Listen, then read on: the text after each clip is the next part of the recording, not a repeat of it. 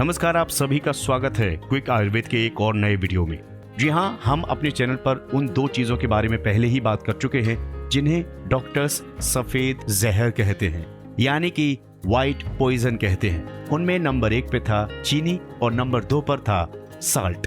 हालांकि ये अगर ठीक मात्रा में, कम मात्रा में खाए जाएं तो ये आपके शरीर के लिए कोई नुकसान नहीं पहुंचाते। इवन नमक तो आपके शरीर के लिए ज्यादा जरूरी होता है, लेकिन 5 ग्राम से कम।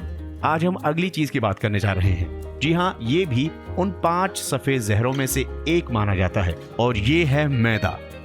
डॉक्टर्स मैदा को सफेद जहर के नाम से पुकारते हैं। उनका मानना है कि ज्यादा मात्रा में अगर आप मैदा का उपयोग करते हैं तो ये आपके शरीर में रोजाना एक नई बीमारी का प्रवेश करवाता रहता है और ये आपकी पेट की सारी बीमारियों की जड़ होता है। जितना ज्यादा आप मैदे का उपयोग करते हैं उतना ज्यादा आपके शरीर में बीमारियों का घर बनता चला जाता है। और आजकल तो बाहर और अंदर ज्यादातर उन प्रोडक्ट्स को खाया जाता है जिनमें मैदे का भरपूर उपयोग होता है। बेकरी उत्पादों से लेकर आपके घर में बनने वाली ऐसी कई चीजें हैं जिनमें मैदा ही मैदा होता है। इसके अलावा आजकल का नया ट्रेंड चल गया है उबले हुए मोमोज और फ्राइड मोमोज, जिनमें कंप्लीटली मैदा भारी मात्रा में होता है और हम बड़े चाव से स्ट्रीट फूड्स में जाकर पूरे चाव के साथ खाते हैं। लेकिन क्या आपको पता है कि ज्यादा मात्रा में ये सफेद जहर आपके शरीर में कई तरह की बीमारियों को पैदा कर रहा है। मैदा हालांकि गेहूं से ही बना होता है, लेकिन प्रोसेसिंग के दौरान इसके कई पोषक तत्व निकाल दिए जाते हैं ताकि इसको सफेद और महीन बनाया जा सके। इसके अलावा मैदे से बनी चीजों को प्रिजर्व यानी कि उनको ज्यादा लंबे समय तक फ्रेश रखने के लिए कई तरह के केमिकल्स और रसायन इस्तेमाल किए जाते हैं। वे भी आपके शरीर के लिए बहुत ज्यादा नुकसानदायक होते हैं। यानी जो रसायन आपके मैदे को सुरक्षित रख रहे हैं वो आपके पेट में जाकर कई तरह की बीमारियां करने का मादा रखते हैं।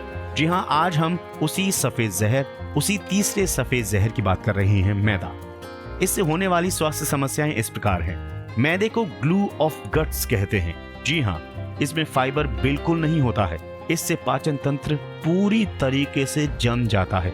आपने कई बार देखा होगा कि डॉक्टर्स कहते हैं कि ज्यादा मात्रा में आप मैदे की चीजों का उपयोग ना करें, और कई बार आपने ये भी देखा होगा कि डॉक्टर्स ये बताते हैं कि आपने ज्यादा मात्रा में मैदे की चीजों का उपयोग किया है, जो चीजें आपके पेट में इकट्ठा हो गई हैं और सड़न पैदा कर चुकी हैं, जिसके कारण आपको पॉइजनिंग हो गई है और आपके शरीर में ये कई तरह की गंदे विषैले पदार्थों को प्रवाहित कर चुका है, जो आपके शरीर में पिंपल्स और अन्य कई तरह की बीमारियों के रूप में बाहर आ रहा है।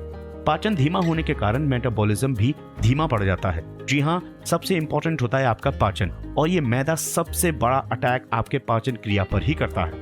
इस कारण वजन बढ़ना, तनाव, सिर दर्द, माइग्रेन की समस्या और कई तरह की समस्याएं होना शुरू हो जाती हैं। इनमें कॉन्स्टिपेशन, बवासीर जैसी परेशानियां आगे चलकर बन जाती हैं।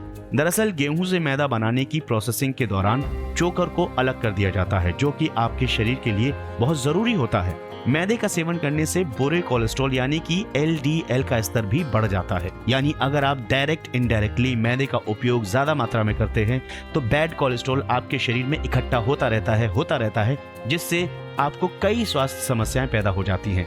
सबसे बड़ी समस्या जो आजकल देखी जाती है वो डायबिटीज और हाई ब्लड प्रेशर। ये समस्याएं ज्यादा मात्रा में मैदा खाने से हो जाता है। अब सवाल उठता है कि इसका विकल्प क्या हो सकता है। तो सबसे बड़ी बात है कि मैदा ना खाने का विकल्प यही है कि आप मैदा ना ही खाएं, क्योंकि मैदे को खुद लोगों ने एक विकल्प के रूप में चुना था और उसको केवल स्वाद के चक्कर में अपनाना शुरू कर दिया था। मैदे को कम मात्रा में कभी कभी खाया जा सकता है। इसके अधिक सेवन से बचना चाहिए और स्वस्थ विकल्प चुनने चाहिए। तो सबसे पहले तो बाहर की चीजों को बंद कर दीजिए, क्योंकि वो आपकी डाइट के अनुसार नहीं बनाते हैं, वो आपकी जुबान के अनुसार बनाते हैं। आपकी जुबान को जो अच्छा लगता है, जो जायकेदार लगता है, वही वो बनाते हैं। तो समोसे अगर आपका खाने का मन कर रहा है जो मैदे से बनाए जाते हैं, उनमें आप आटे का प्रयोग करें और घर पर ही इसको बनाएं। नान बनाने के लिए आप 1 भाग गेहूं का आटा लें और 1 भाग ज्वार और बाजरा का आटा ले लीजिए। नान अगर आप खाना चाहते हैं तो बाहर खाएंगे तो आपको कम्प्लीटली मैदे से बना हुआ नान मिलेगा, जो बहुत नुकसानदायक होता है। आटे से बनी ब्रेड, नूडल्स, पास्ता और मैक्रोनी का सेवन आपको अधिक से अधिक करना चाहिए। आटे से भी आप कई तरह की ऐसी चीजें बना सकते हैं जिन्हें आसानी से स्टोर करके रखा जा सकता है कुछ दिनों तक, और आप उन्हें आराम से मजे ले लेकर खा सकते हैं। क्योंकि मैदा खाने से आपका शरीर दिन पे दिन कमजोर होता चला जाएगा। आप अपनी जिंदगी में वो सब नहीं कर पाएंगे जिसके लिए आप यहाँ पर आए हैं और जिसके लिए आप पूरी ताकत लगा रहे हैं। अपने शरीर की ऊर्जा को खत्म मत कीजिए और मैदे का उपयोग, ज्यादा चीनी का उपयोग, ज्यादा नमक का उपयोग अभी से कम करना शुरू कर दीजिए। फिर देखिए कि आपकी जिंदगी में क्या बदलाव आना शुरू हो गए हैं। हम हमेशा आपको क्विक आयुर्वेद पर आपकी डाइट से संबंधित कई ऐसी जरूरी जानकारी लेकर आते हैं जो आपको हमेशा स्वस्थ बनाकर रखेगी।